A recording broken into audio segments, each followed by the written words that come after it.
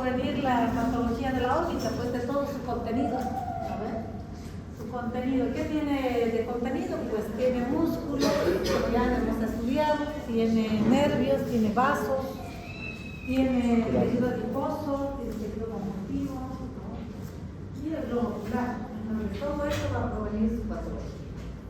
De ahí vamos a ver cómo. Cuando hay una masa dentro de la órbita, lo que va a pasar con el ojo es que se va a ir para afuera, ¿no ven? Que nos van a hablar de los distintos, esto se llama exoftalmos, ¿no? O proptosis, que es lo mismo, proptosis o exoftalmos, es lo mismo. Ya nos van a nombrar estas dos palabras, ¿ya? Y hay que acordarse de una división. La proptosis puede ser axil y no axil. ¿A qué se llama axil? Es cuando la proptosis se dirige derecho hacia adelante.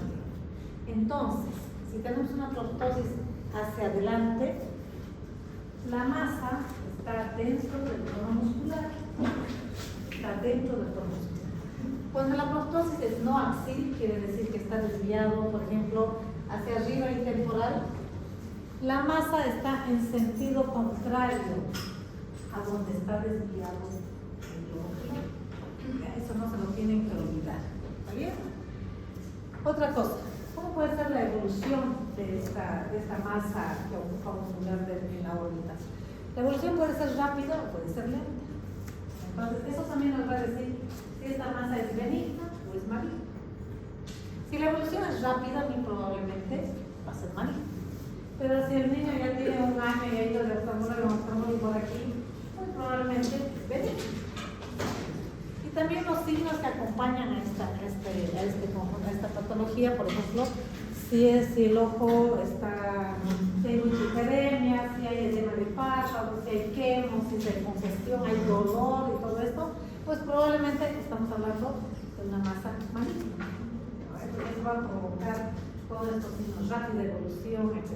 Si por el contrario ya tiene una masa, un ojo proptósico, pero ni siquiera tiene hiperemia en los párpados, no hay edema, no hay hiperemia, entonces probablemente esto es benigno, porque hace mucho tiempo que lo tenía en vacío. Otra cosa que vamos a aclarar, que nos van a repetir varias veces, el mejor método de diagnóstico de la órbita es la tomografía axial, la tomografía de órbita, que la pedimos siempre órbita y cerebro, no pedimos órbita nomás, porque no sabemos que puede haber una continuidad de la masa hacia el cerebro, por eso siempre pedimos órbita y cerebro, ¿ya? Entonces, ese es el mejor método diagnóstico. También hay otros, la resonancia para tejidos blandos, los rayos X para las paredes de la órbita, ¿no? También, si no sabemos, pese a las imágenes que me están mostrando, yo no sé qué masa es, qué tipo, y tengo que tener un diagnóstico, pues puedo hacer una biopsia, y también puedo hacer una punción de aguja fina. Es así, es una gruesa en realidad, pero si está accesible, se puede hacer una punción, sacar y mandar a anatomía patológica. ¿No? De alguna forma tengo que tener un diagnóstico para poder actuar rápidamente. ¿Listo? Muy bien, ahora vamos a empezar con la primera patología. ¿Quién empieza?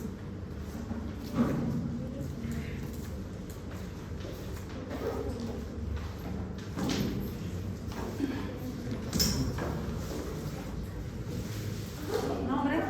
Mateo Paz. Buenas noches, chicos. Empezamos con la primera patología, que es celulitis orbitaria.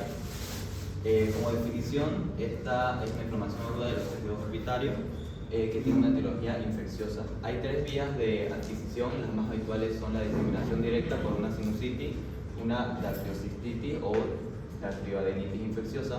Luego está la inoculación directa desde una herida o una infección cutánea y la diseminación hematógena desde un foco bacteriano a distancia. Su etiología, la causa más frecuente en niños es el Haemophilus influenzae. Actualmente esta etiología se ha visto reducida debido a la vacunación y es más habitual los cocos gram positivos como el estreptococos y el estafilococo.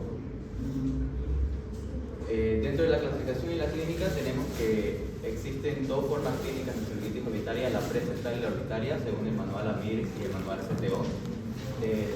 La celulitis preseptal o periorbitaria es una inflamación de los tejidos blandos anteriores al tabique orbitario. Su clínica suele producirse por una lesión cutánea previa, como ya sea un orzuelo o la picadura de un insecto, y esta cursa con una afectación leve de la función visual y del estado general, y además de edema y eritema. Luego, la celulitis orbitaria, esta infección atraviesa el tabique y compromete los tejidos posteriores al septo orbitario, y su clínica cursa con fiebre exotalmo lateral que es de rápida instauración, es axial y no reductible. Hay edema palpebral, hay quemosis conjuntival y también alteración de la motilidad, dolor y alteraciones de la visión. La afectación del estado general es moderada y puede complicarse a una trombosis del seno cavernoso. Otro tipo de clasificación es la de Chandler del 1970, que esta categoriza el estadio de las infecciones orbitarias desde el estadio 1 al estadio 5. Las primeras dos son las que acabamos de ver, y se añade el absceso superióptico, que esta es una acumulación de pus entre la periórbita y la pared ósea de la órbita. Está el absceso orbitario, que es una colección purulenta dentro del espacio orbitario, y la trombosis del seno cavernoso, que es una complicación grave por extensión de la infección hacia la circulación venosa intracraneal. Para el tratamiento se realiza con antibióticos intravenosos y también ingreso hospitalario. No obstante, la de tipo preseptal se puede iniciar ambulatoriamente, pero con una estrecha vigilancia. En la celulitis preseptal, el tratamiento vía oral es la amoxicilina con ácido clavulánico 50 miligramos kilo peso día cada 8 horas, o como otra alternativa está la cefuroxima con acetilo 30 miligramos kilo día cada 12 horas. Y en caso de ingreso intravenoso se utiliza amoxicilina más ácido clavulánico de 100 a 150 miligramos kilo peso día cada 6 horas. Tiene una duración de 7 a 10 días si la entrada es cutánea y de 10 a 14 días en el resto de los casos. Luego, la celulitis orbitaria requiere ingreso, en este caso. La amoxicilina más ácido clavulánico es lo que se utiliza de 100 a 150 miligramos kilo peso día cada 6 horas. Y como otra alternativa está la clindamicina, 40 miligramos cada 6 horas. La duración es de mínimo de 14 a 21 días y se cambia a vía oral tras 5 días si es que hay mejora de la clínica. Gracias. Muy bien, vamos a aplaudir al compañero.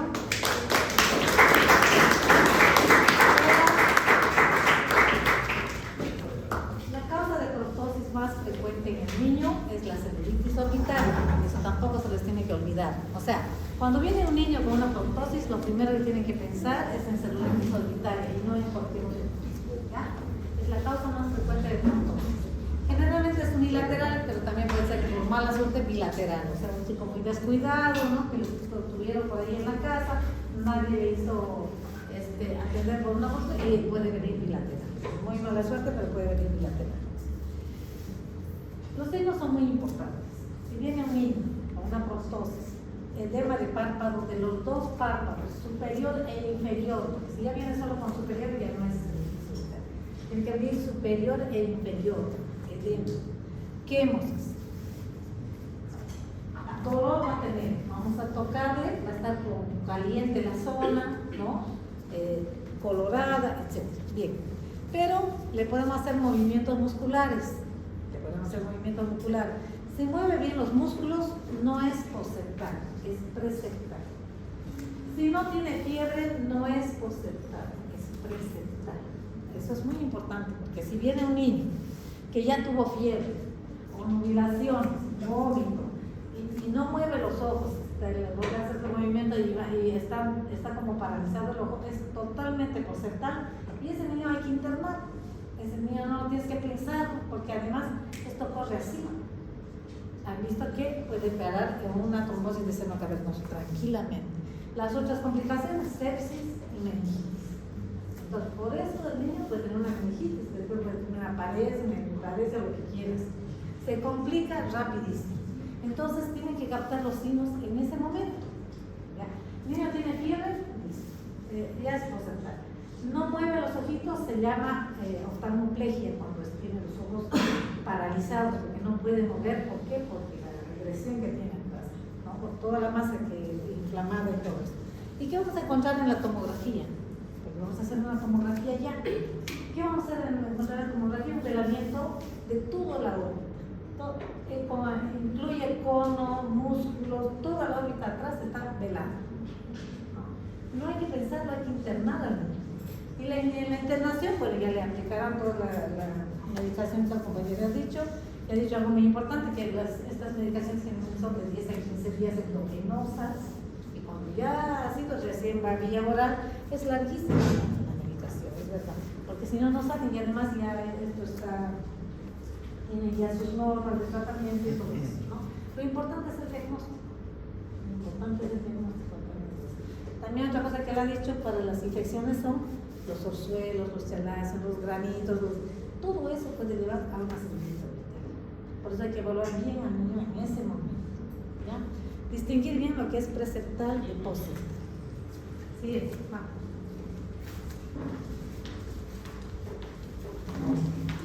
Buenas noches, chicos. Yo les voy a hablar de la oftalmopatía de Graves-Pascal. En su definición tenemos que es una enfermedad autoinmune que afecta principalmente a pacientes con la enfermedad de Graves-Pascal o hipertiroidismo autoinmune. Su etiología dice que es la causa más habitual de exoftalmos, tanto bilaterales como unilaterales, pero esto es en adultos. Es 5 veces más común en mujeres y se asocia con estados de hipertiroidismo, pero también puede aparecer en pacientes eutiroideos o hipotiroideos. En la clínica tenemos que vamos a ver un paciente con exoftalmo o proptosis.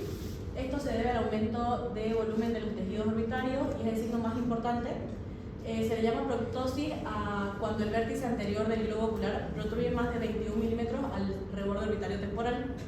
Después vamos a tener el síndrome de retracción palpebral, que es cuando el párpado superior se retrae y deja visible la esclera. Esto se acompaña de una disminución del parpadeo, entonces es muy frecuente que el paciente presente síntomas de ojo seco.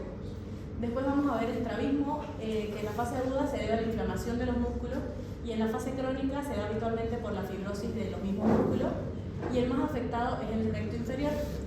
Vamos a tener también alteraciones conjuntivales, que es la presencia de hiperemia y quemosis, que marcan una actividad clínica, y neuropatía óptica compresiva, que se da a consecuencia del aumento del volumen de los vientres de los músculos oculares, y esto produce una disminución de la agudeza visual, alteración de la visión cromática y restricción del campo visual. Esta neuropatía óptica es una indicación de descompresión orbitaria de manera urgente. El diagnóstico se hace por la clínica, por los signos y síntomas. En los laboratorios se pueden pedir hormonas tiroideas, anticuerpos, antitiroideos y antirreceptores del TSH. Y para la neuroimagen se pide TAC porque permite una mejor valoración de la morfología de los músculos extraoculares, porque hay un contraste bastante significativo entre el tejido muscular y el graso. Para el tratamiento tenemos la opción médica, que es un abandono del tabaco porque está bastante asociado a esta enfermedad, lágrimas artificiales, también se hacen tratamientos con selenio, el control de la patología endocrina con corticoides sistémicos, y si es que hay resistencia a los corticoides se puede utilizar el tocilizumab, que es un inhibidor de la IL-6 y es nuevo para el tratamiento de esta enfermedad. Y en el quirúrgico tenemos la descompresión orbitaria, que si es que el paciente presenta neuropatía compresiva, cuando hay riesgo de luxación ocular o cuando ya se da por fines estéticos, cuando la enfermedad ya es crónica. La mullerectomía se hace la retracción palpebral porque ya esta es muy marcada. Y la cirugía del estrabismo se realiza unas retroinserciones de los músculos que han quedado ya fibrosados y esto está provocando ese estrabismo. Bien, palabra de la compañera.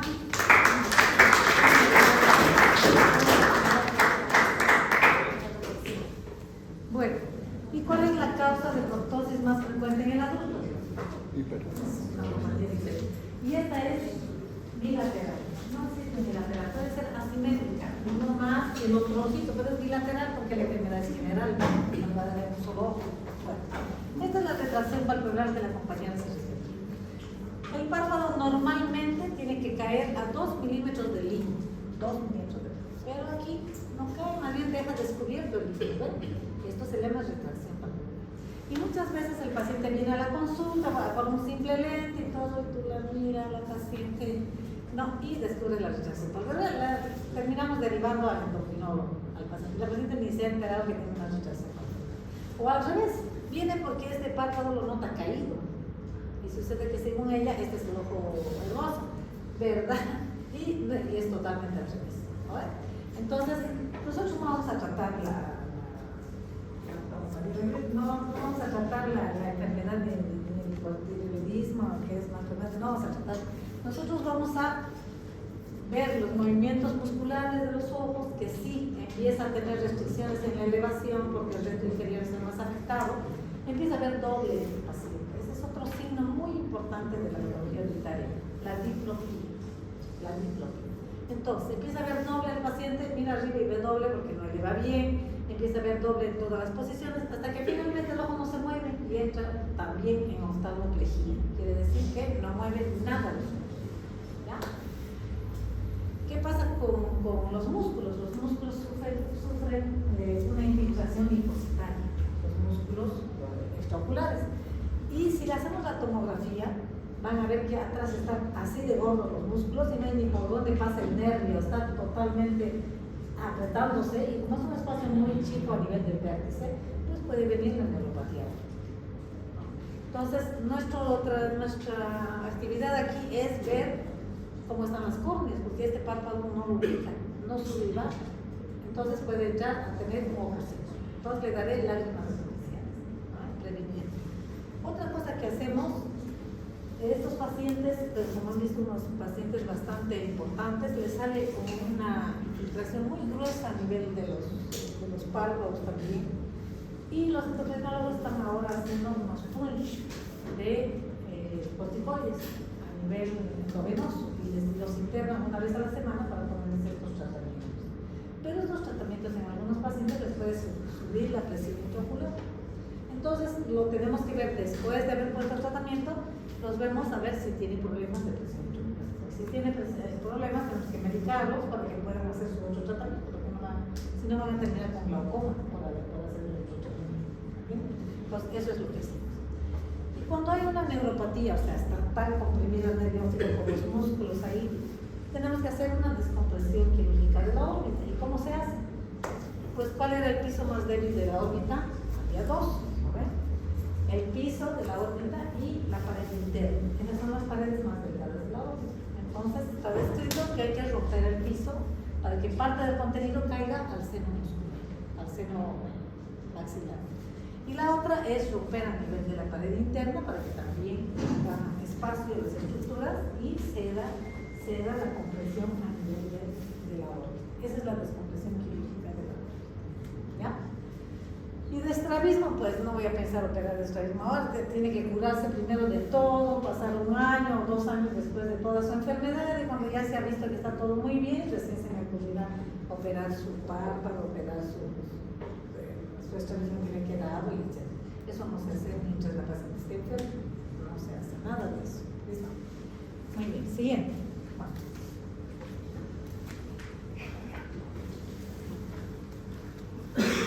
Yo hablaré sobre hemangioma capilar.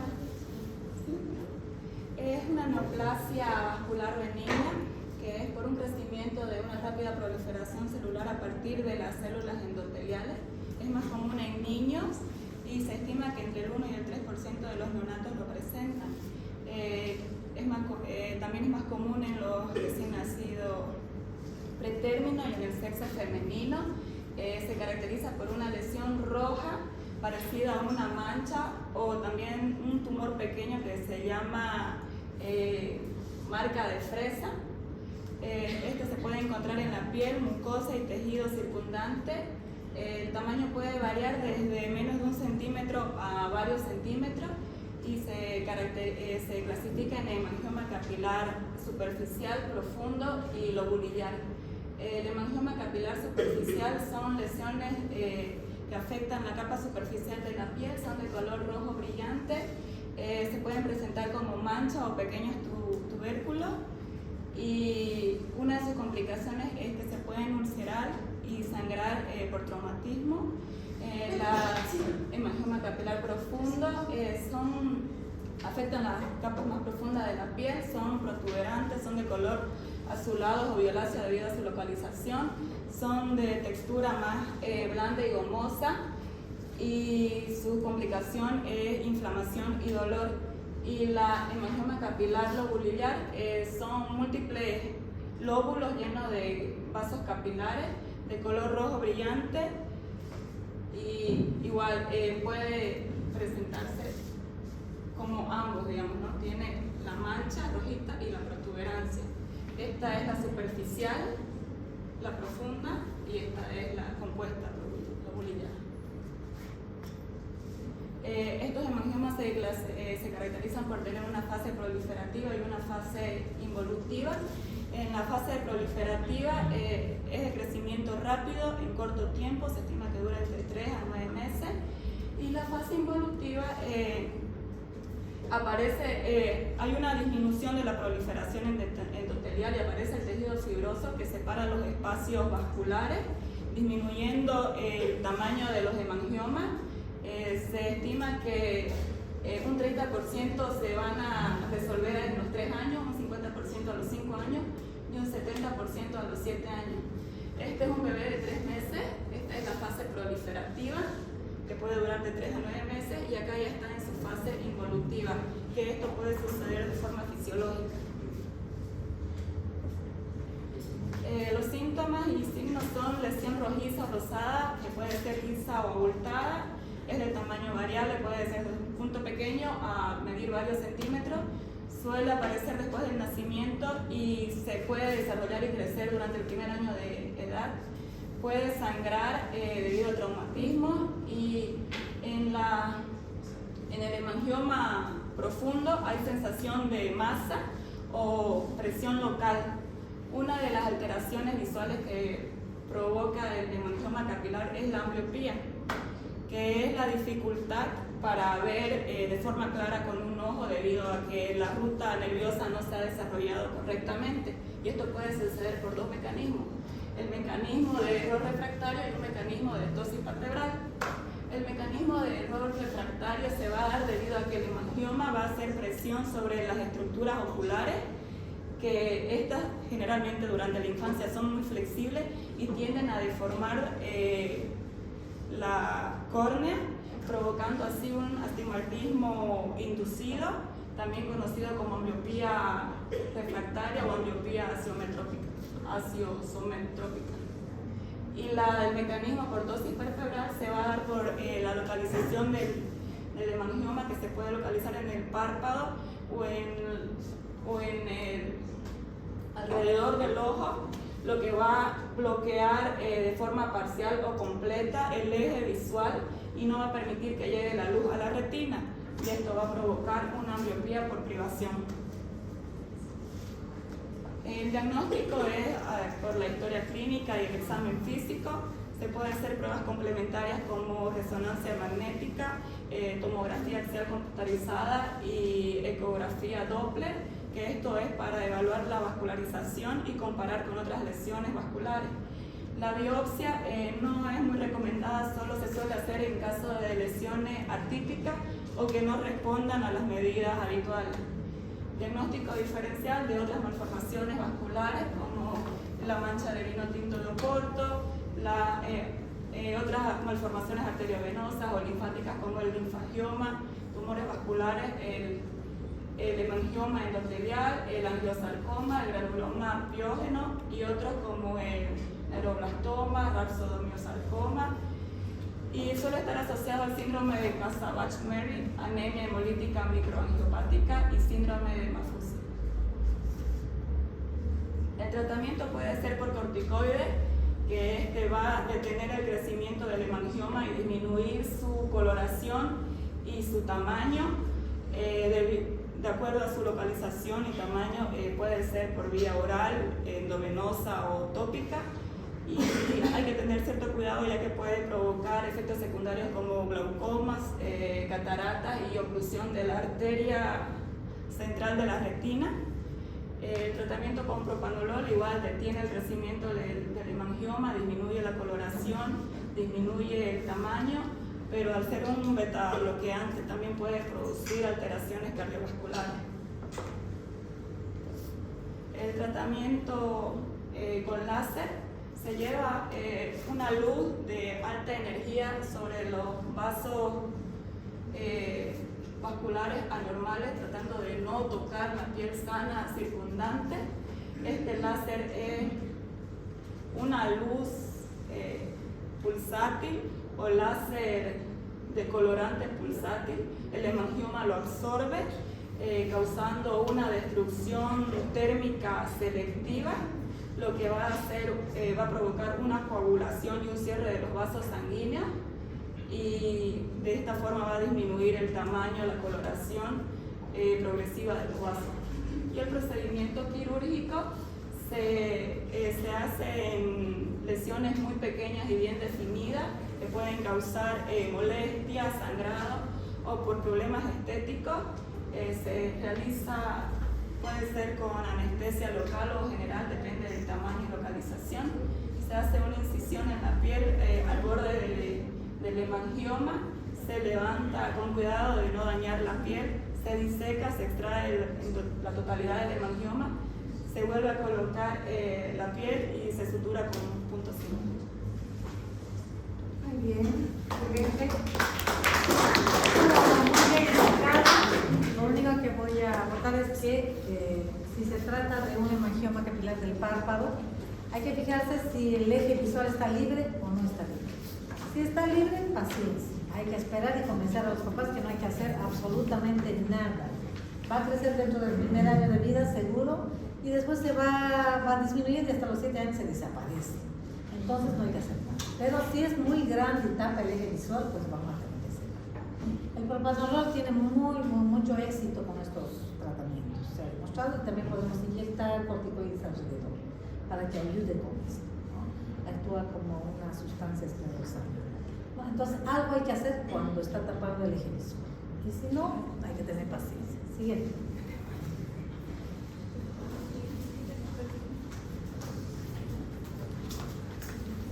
Voy a hablar sobre el hemangioma cavernoso. El hemangioma cavernoso, actualmente llamado malformación venosa cavernosa de la órbita, es el tumor benigno más frecuente en los adultos. Es una malformación vascular de bajo flujo, es encapsulada, está compuesta por canales vasculares grandes y maduros y no por proliferación neoplásica verdadera. Tiene un crecimiento lento, aproximadamente de 0,2 centímetros por año. Afecta a adultos entre 30 y 50 años, predomina en las mujeres entre el 40 y el 60%, se dice que hay una relación 2-1 para las mujeres. En la ubicación, el 60% se ubica en lo que es el espacio intraconal y el 40% en el piso de la órbita. La forma es ovoide, es bien delimitada, está encapsulada y es blanda. Las manifestaciones clínicas van a ser una proptosis unilateral, es no pulsátil, no dolorosa y es axial. También pueden haber complicaciones como diplopía, alteraciones visuales por la compresión del nervio óptico, la oftalmo, blefaroptosis o complicaciones por exposición de la córnea. El diagnóstico se hace con el exoftalmómetro de Hertel. Tiene que medir más de 20 milímetros o haber una diferencia de más de 2 centímetros de diferencia entre un ojo y el otro. También se utiliza lo que es el campo visual y la agudeza visual con la tabla de Snellen porque a veces afecta el nervio óptico. Se utiliza el examen de motilidad ocular y también se hace el examen del fondo de ojo. El diagnóstico por imagen, como dijo la doctora, el que se prefiere es la tomografía computarizada, donde se va a ver una lesión homogénea, encapsulada, intraconal. Hay remodelación ósea si es que la lesión es grande y también la tomografía nos sirve para ver el abordaje quirúrgico que vamos a tener. También se puede hacer una resonancia magnética. Esta es una resonancia magnética y aquí vamos a ver con las flechas blancas que es una masa bien delimitada, es ovalada y es intraconal. También se puede hacer una ecografía modo B, que es una lesión sólida, bien delimitada y se utiliza en algunos centros pero no es tan específica como la tomografía o como la resonancia magnética. El tratamiento es quirúrgico, se hace una resección con una orbitotomía lateral, pero también se puede hacer métodos menos invasivos como el acceso endoscópico transnasal. Actualmente, desde el 2024 se está usando lo que es una radiocirugía con gamma knife, que es menos invasiva, todavía no reemplaza 100% del tratamiento quirúrgico, pero ha tenido estos resultados que mejora la visión en un 80% de los casos, reduce el tumor en un 77%, disminuye la proptosis el 94% de las veces, tiene complicaciones bajas, es no invasivo y se utiliza más que todo donde hay lesiones profundas, donde la cirugía es muy riesgosa y la limitación es que no es una respuesta rápida, puede tardar de meses, años a verse la respuesta. Muy bien, me gusta. El hemangioma cavernoso viene ya en las personas de más de 20 años, 20, 30, 40 años. Sucede que nunca le molestaba nada cuando de repente se hizo una tomografía por cualquier otra cosa y le descubren un hemangioma cavernoso. Ha pasado. O una leve proptosis, ¿no? Que de repente ya después de muchos años o de 2 años, ya no es tan leve la proptosis, no le duele absolutamente nada, está todo normal y en la tomografía sale. Me pasó con una ex compañera, una de la católica que tenía como hace 10 años.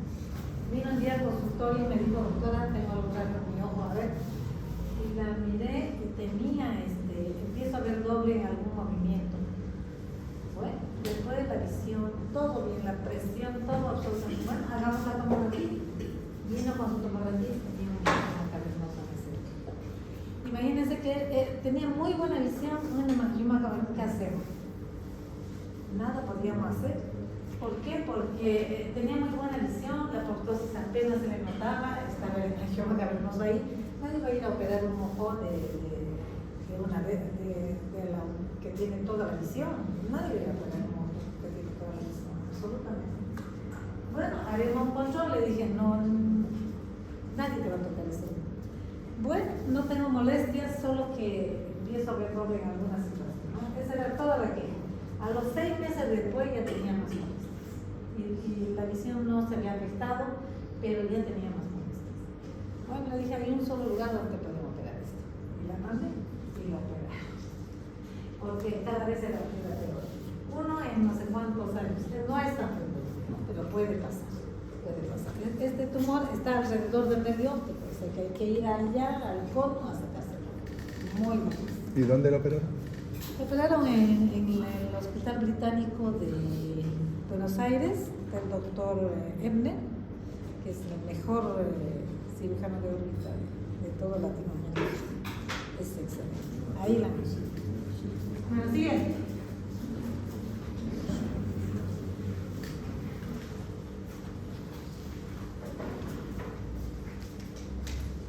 Buenas noches, yo les voy a hablar sobre el linfangioma, que es una malformación vascular benigna de tipo linfático que se localiza en la órbita ocular. Suele comenzar en la infancia y se caracteriza por una proliferación anómala de los vasos linfáticos, de crecimiento infiltrativo con posibilidad de expansión rápida ante fenómenos de hemorragia o infección. En sus etapas tempranas puede ser muy similar al hemangioma, de modo que algunos autores sugieren un origen primeramente venoso y a menudo el tumor es multifocal y ocurre con frecuencia en el paladar blando y otras áreas de la cara, además de la órbita. En los síntomas podemos ver que no va a haber regresión, se caracteriza por hemorragia intermitente y empeora gradualmente, y las grandes bebidas de sangre pueden provocar una proptosis o diplopia. Otros síntomas son dolor o sensación de presión, restricción de movimientos oculares y disminución de la agudeza visual. El diagnóstico se va a basar principalmente en la clínica y se va a confirmar mediante estudios de imágenes.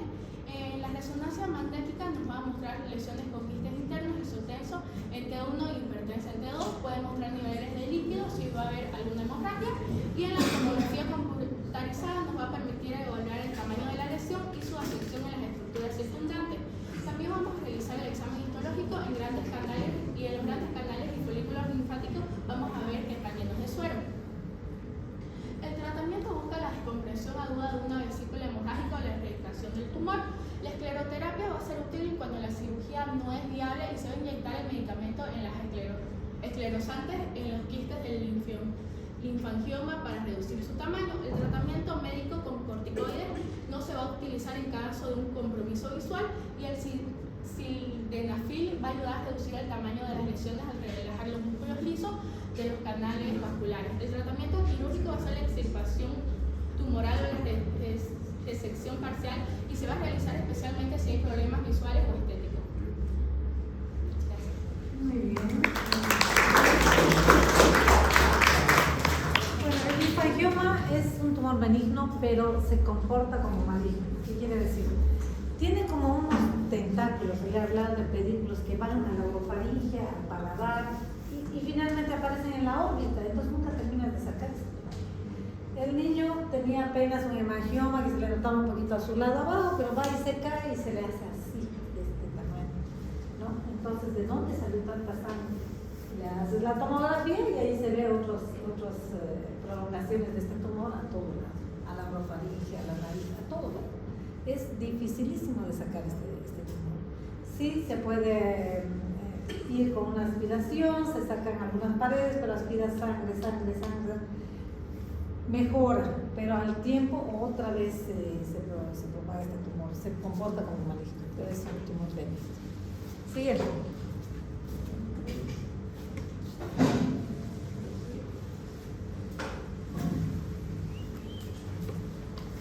Bueno, yo les voy a hablar sobre el quiste de dermoide. El quiste de dermoide es un tumor benigno de origen embrionario, el cual se clasifica según su ubicación.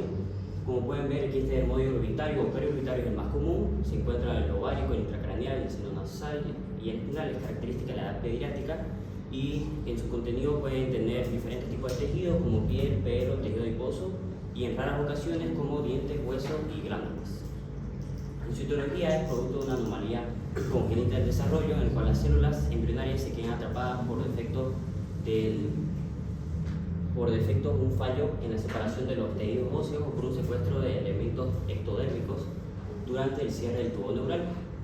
En sus manifestaciones clínicas, el quiste dermoide periorbitario, en el cual estamos haciendo énfasis, la mayoría de las veces son asintomáticos, pero pueden presentar un quiste que se caracterizan por ser unas tumoraciones lisas, redondeadas, que no presentan dolor de tamaño variable y crecimiento lento. Sin embargo, otro tipo de quiste, como es el ovárico, ya presenta sintomatología, como puede ser un dolor abdominal, una distensión y alteraciones menstruales. En la intracraneal puede presentar cefalea, convulsiones y déficits neurológicos focales. Y el diagnóstico de la periorbitaria se basa, es clínico. El diagnóstico es clínico, en cambio de los otros tipos sí se necesitan hacer estudios por imagen. Siguiente. Y el tratamiento para cualquier tipo de quiste de dermoide es la extirpación quirúrgica completa. Bueno. Sin rotura del quiste, como decía. No sé si alguna vez han visto, pero no es tan infrecuente. Yo he hecho un montón de sacado de estos quistes dermoides porque nacen los niños y sucede que el papá empieza a notar que tiene una bolita al final de la ceja, por eso se llama quiste de cola de ceja. No es tan infrecuente. Y por lo general no crece. Entonces no lo vamos a operar en los primeros años. Pero sí, por ahí para que vaya al primero básico sí se respeta. Entonces aquí había una frase ahí que decía, hay que sacar el quiste pero sin romper. ¿Por qué? Porque tiene un contenido oleoso y un contenido diferente que si eso se te vacía un poco en la órbita te va a producir una gran inflamación. Tampoco lo medicas y ya está. Pero hay que tratar de sacarlo completo, ¿no? Para que no pase eso. Es bastante frecuente el quiste de cola de cejas. Bien. Buenas noches, yo le voy a hablar sobre el pseudotumor inflamatorio. El pseudotumor inflamatorio orbitario, también conocido como inflamación orbitaria idiopática o síndrome inflamatorio orbitario idiopático, es una inflamación orbitaria benigna, no infecciosa y no específica. Tiene la tercera incidencia más alta entre las enfermedades orbitarias después de la oftalmopatía de grave fase Down y las enfermedades proliferativas linfáticas. Etiología no se sabe al 100% qué lo causa, pero los estudios han llegado a dos teorías. La primera es la teoría de la autoinmunidad, que existe una respuesta inmunitaria mediada por células T que se activan de forma desregulada y van a liberar citocinas proinflamatorias, lo que va a desencadenar a un proceso inflamatorio persistente en la órbita. Y la segunda es la infección viral, que podría ser secundaria o que se acompaña con infecciones virales, bacterianas o de otros patógenos. El principal virus que se asocia es el de Epstein-Barr, que puede causar una infiltración linfocítica grave y se ha demostrado que está asociado con el pseudotumor, seguido por estreptococcus, VIH, herpes zóster y Leishmania brasiliensis. Manifestaciones clínicas, mayormente dice que es unilateral, pero también se presenta bilateral. Los pacientes llegan presentando dolor orbitario, hinchazón o masa, eritema, diplopía, proptosis, que es característico, motilidad ocular limitada, disminución de la visión, neuropatía y congestión conjuntival. El diagnóstico se hace una buena historia clínica y se le asocia a las manifestaciones clínicas. En las resonancias magnéticas se puede ver como inflamación leve de los tejidos blandos retrovulvares y en la TAC se observa la inflamación de la órbita izquierda, a diferencia de la derecha, y también se hace un examen patológico donde muestra un proceso inflamatorio granulomatoso. El tratamiento de primera línea se usan glucocorticoides como la dexametasona sistémica de 10 a 15 mg, 0,2 mg kilo por día por vía intravenosa por 3 a 5 días en la fase aguda. También se lo acompaña de prednisona oral de 0,8 a 1 mg kilo al día durante 2 semanas y se reduce la dosis de 5 a 10 miligramos por 2 semanas y luego se suspende. En pacientes que son insensibles a los glucocorticoides se lo asocia a terapia inmunosupresora. Los fármacos más utilizados son el metotrexato y la ciclosporina A. Y los estudios han demostrado que la inyección intraorbitaria o periorbitaria de los glucocorticoides como el acetónico de triamcinolona de 20 a 40 ml es un método eficaz para tratar el pseudotumor y previene las reacciones adversas de los glucocorticoides. Y la información la saqué de este artículo que era el más actualizado del manejo del pseudotumor. Esta inyección, no sé si aquí se utiliza, para eso le voy a preguntar si se usa o no. Así se llama. Muy bien.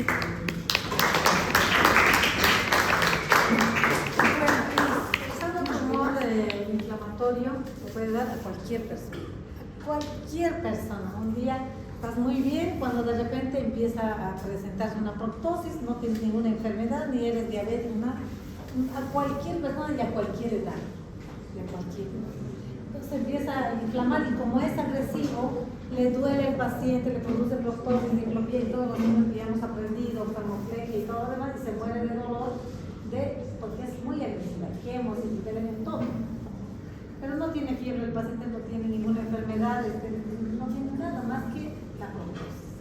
Entonces, una vez que descartas que no hay ninguna enfermedad de base, ni hay infección, ni hay nada de eso, lo que tiene que pasar es tratarlo con corticoides, como ha puesto la compañera. Se trata con corticoides, que puede ser para el padre o vía oral, y empieza a desinflamarse la boca. Pero para eso vas a tener que estudiar muy bien a tu paciente, ver que no haya otra causa, e incluso puedes hacer una pequeña biopsia o una punción de aguja fina para ver si esto es solamente inflamatorio. Se puede presentar en cualquier día.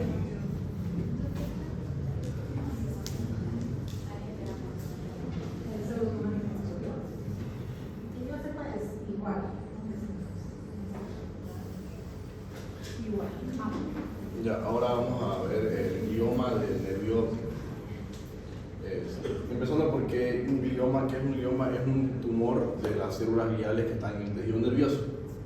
En este caso, los gliomas del nervio óptico son tumores benignos, usualmente categorizados como astrocitomas pilocíticos porque se van a desarrollar de los astrocitos. Comprenden aproximadamente la mitad de los tumores primarios del nervio óptico y entre el 1.5 y el 4% de los tumores orbitarios.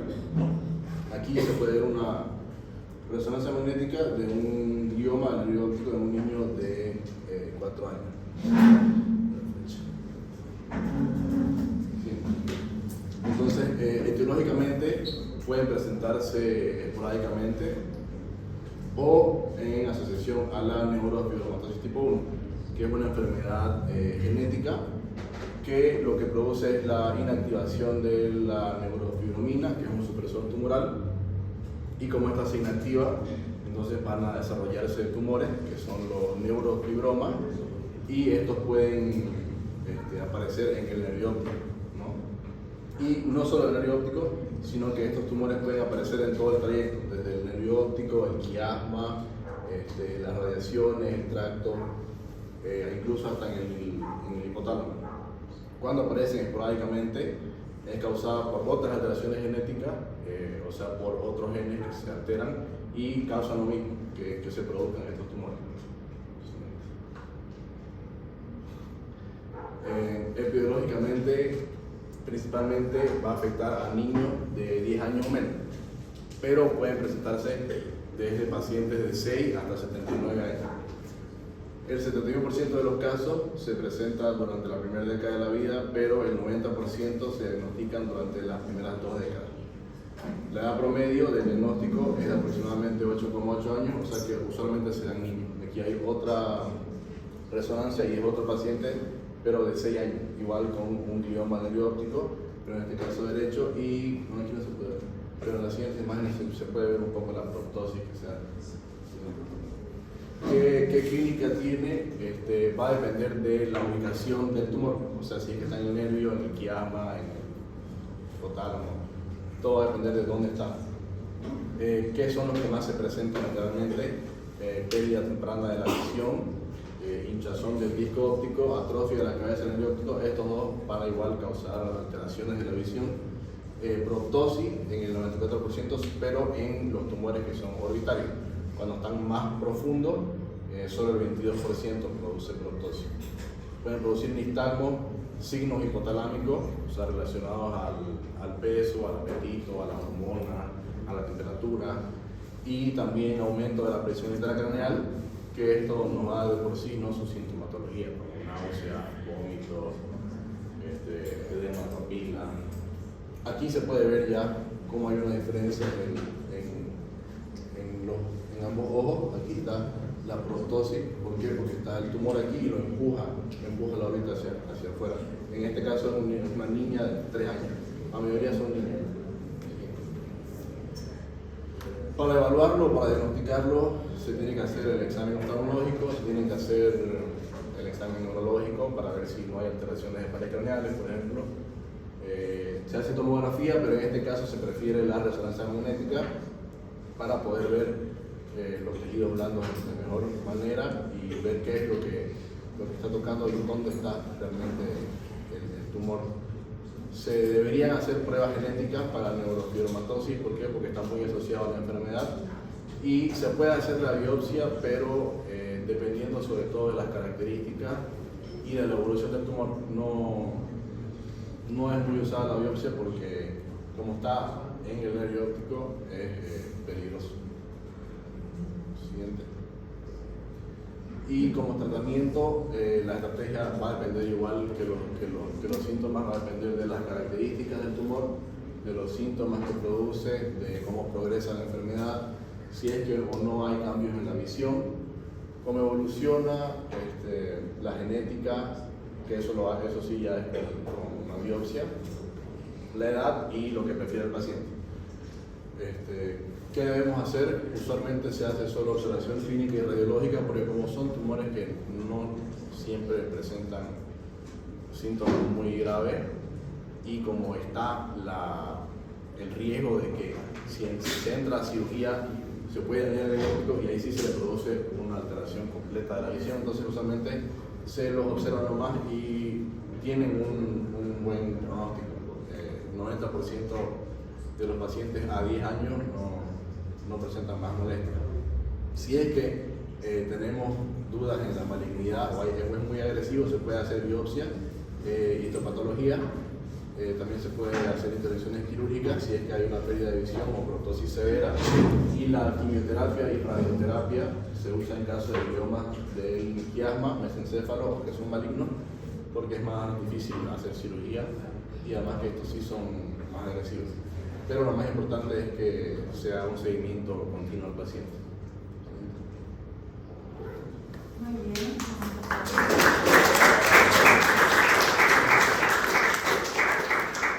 Yo he visto estos gliomas, pero todos relacionados a neurofibromatosis.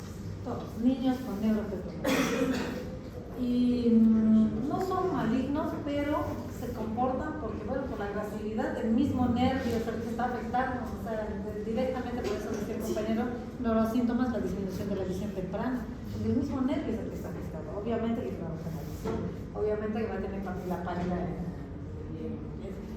Por eso es que si la proptosis fuera demasiado importante, vale la pena ir a hacer algo ahí, pero si no, no, porque ha perdido la visión, la enfermedad que lleva es mucho más importante, y sí, se hace la quimioterapia.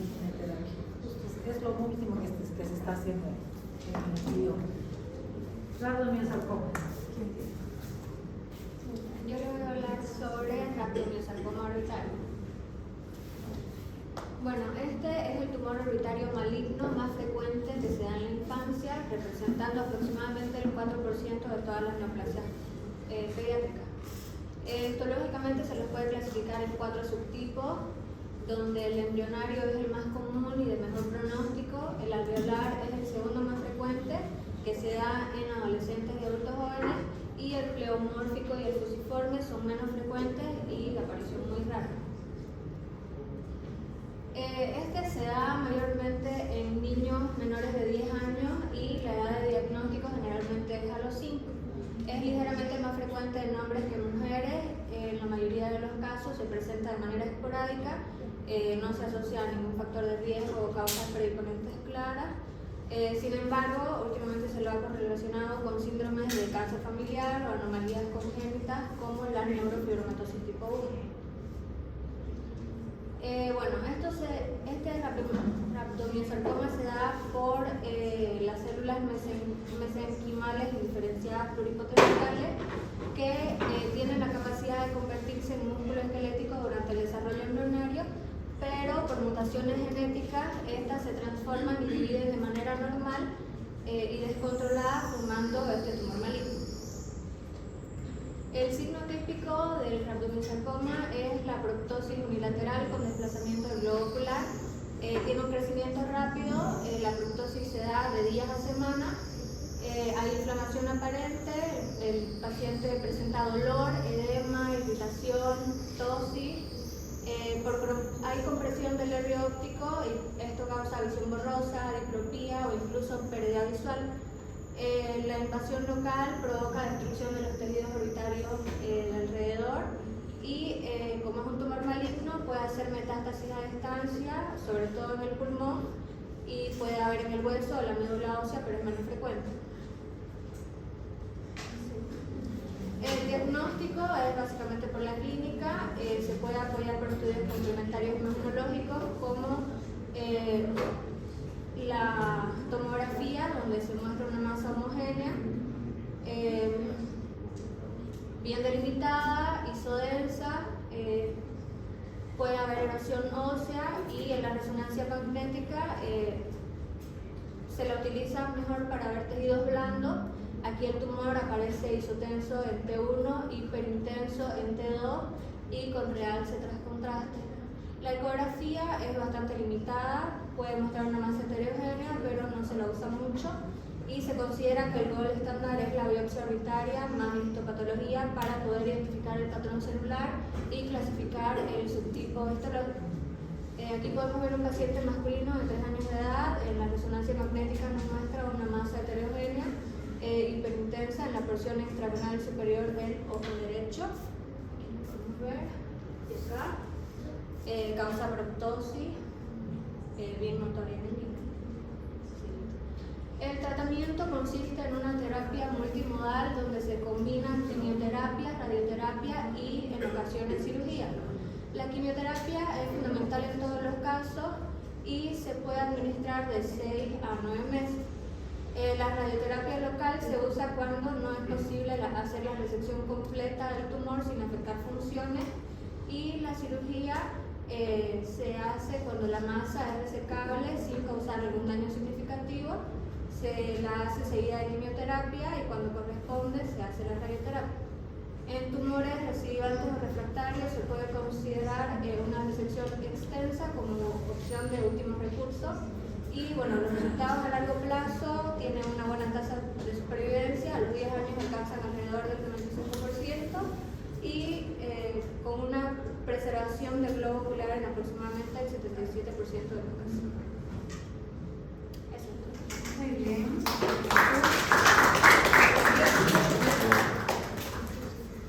Bueno, el rhabdomyosarcoma es el tumor maligno más frecuente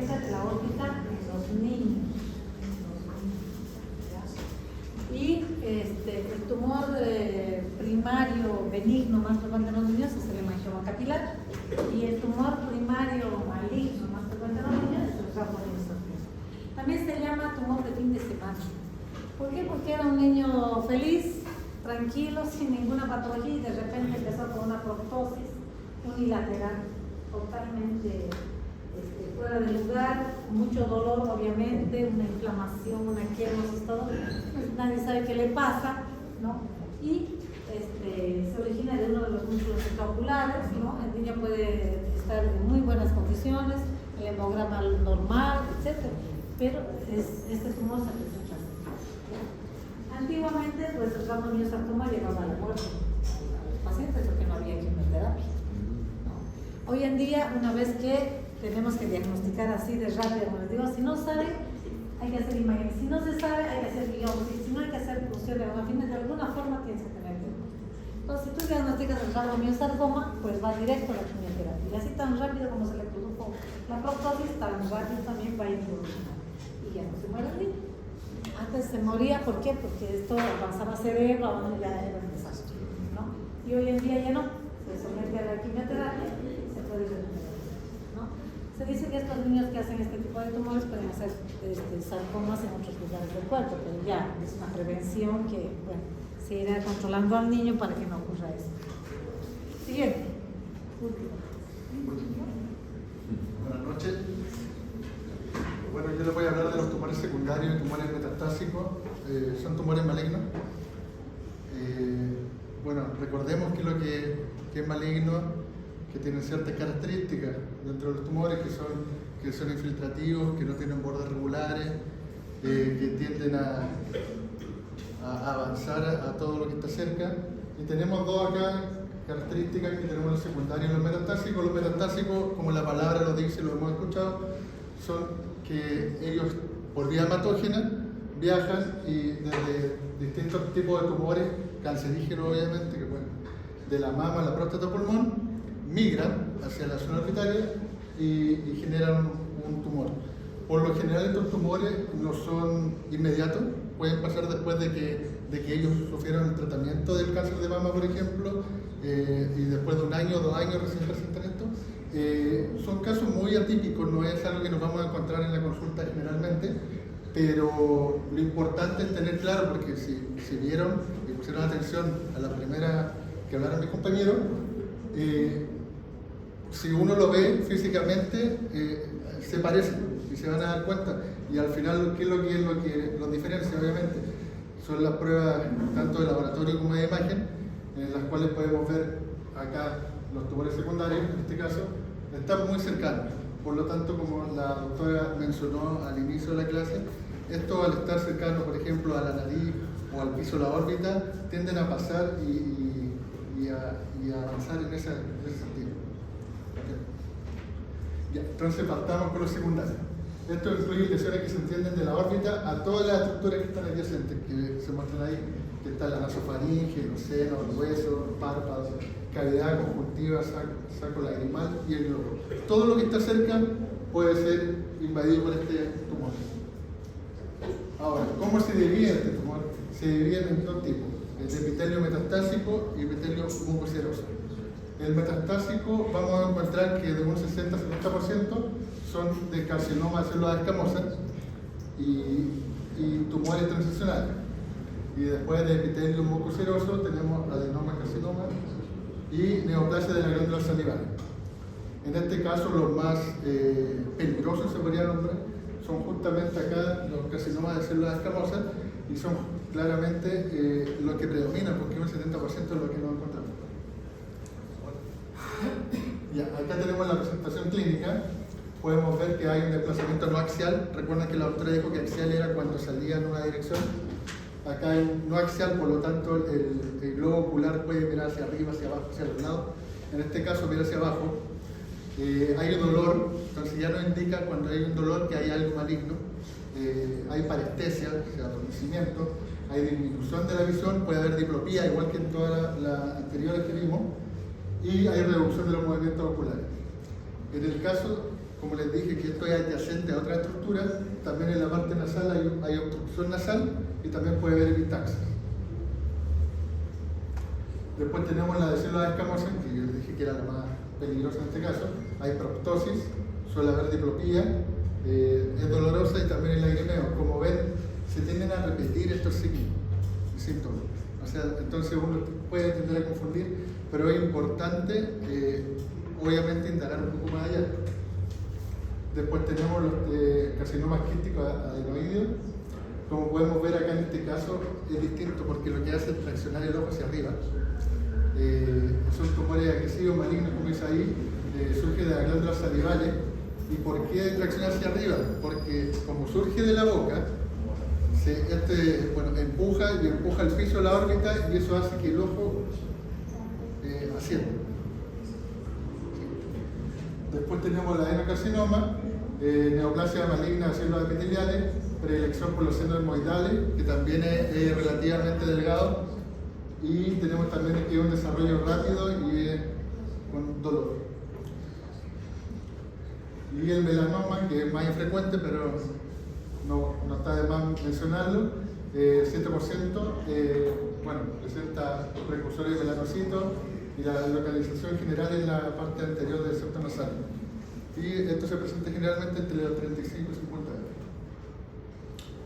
Los tumores metastásicos, como les dije al inicio, son los tumores que migran.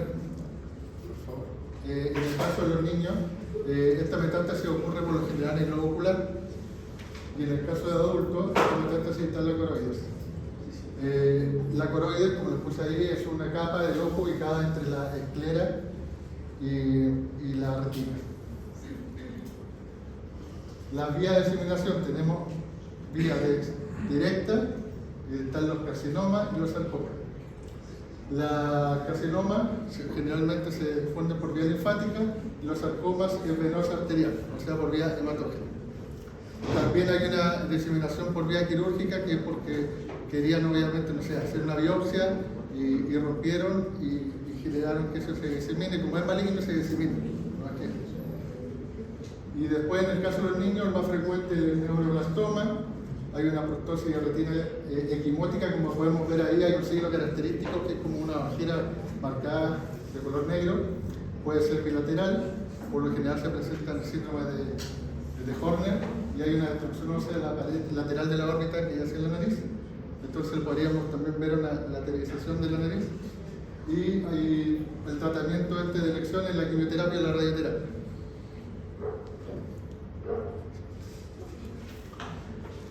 Ya, el 75% de los pacientes tienen antecedentes de tumor primario conocido, el 25% de las metástasis orbitarias son signos de presentación.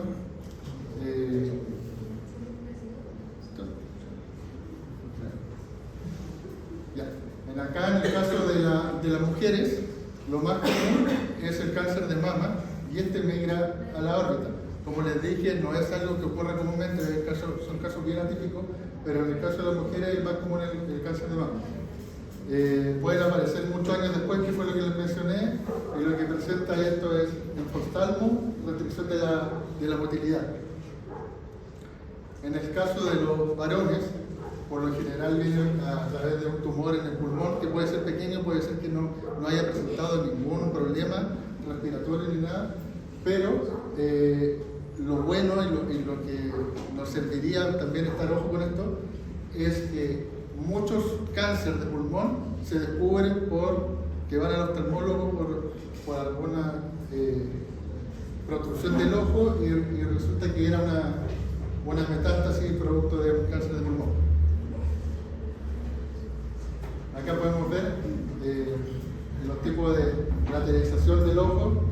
El mayor porcentaje es lateral y el menor porcentaje es inferior. El tipo de presentación es de masa, infiltrativo, funcional, inflamatorio y silencioso. Y bueno, ahí yo les voy a mandar eso para que lo lean y lo vean, porque está de mal leerlo. Y bueno, en el caso del hombre, acá podemos ver que el cáncer de próstata por lo general se metastiza en el hueso, el de mama en la grasa y el músculo, y el de melanoma da al músculo. El diagnóstico, bueno, como les dije, es clínico, el examen clínico es importante, poder diferenciar también de las patologías anteriores que vimos, revisar con un oncólogo, ecografía de tórax, en el caso de pulmones vimos que era muy común en el caso de los varones, escaneo óseo, como dijo la doctora, el TAC, que es la tomografía axial computarizada, la resonancia magnética de abdomen y de pulmón. Bueno, el tratamiento por lo general, si es que es un cáncer muy agresivo, suele ser paliativo, como sabemos, como la hematología. En el caso que se puede hacer, se hace una resección amplia, se retira, se hace radioterapia local y bueno, también quimioterapia y conjunto con oncología. Y muchas gracias.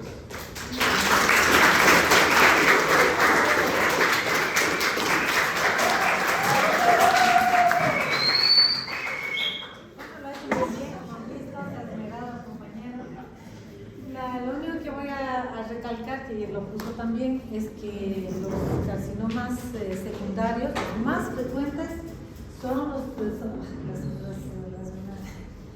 los tumores secundarios más frecuentes son de los carcinomas vasocelulares. Y estos son del borde del párpado, ¿Y quiénes son los más frecuentes? Los viejitos. Ese viejito que tienes en tu casa, que empieza a regenerar la piel, que no le miras, que tiene ahí un tumorcito que no le da mucha importancia, pues empieza a crecer y ese es un carcinoma vasocelular.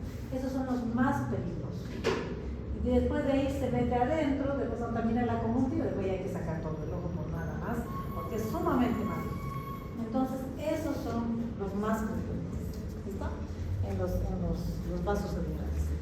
Y bueno, los metastásicos, como tú has dicho, es importante la historia, ¿no? O sea, el paciente generalmente ya tiene una historia, entonces hay que ir a pensar en eso. Bueno, hemos terminado lo que es órbita. El siguiente capítulo es de conjuntiva, todos los que tienen conjuntiva. Después hay otros temas ya más libres, diría yo, porque hay unos temas que hemos juntado ahí para los que no tenían tema, y hay que pensar en el primer parcial. A eso me voy. Lo tenemos la siguiente semana, es online la clase de viaje, de conjuntiva. Después vamos a hacer una clase más y la otra clase sería el examen, para que se vayan apuntando. O sea que si quieren fecha. ¿Qué fecha de la luz? 23. 23 sería.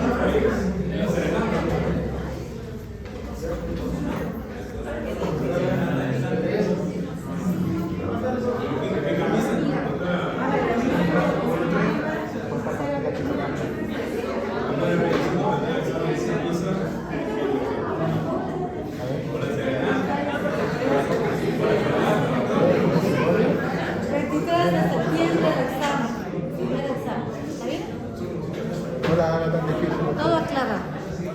¿Ah?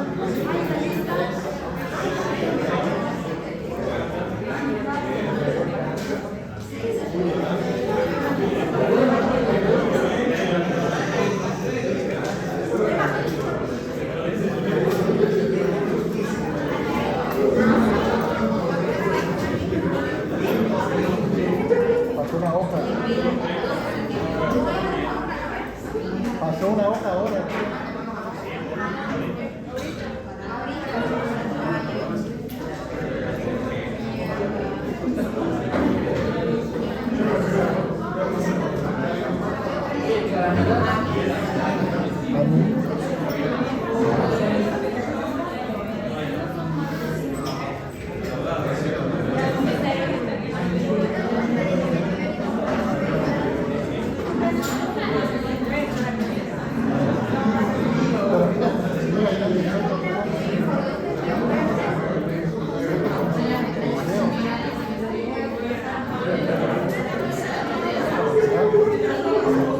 Como una mano.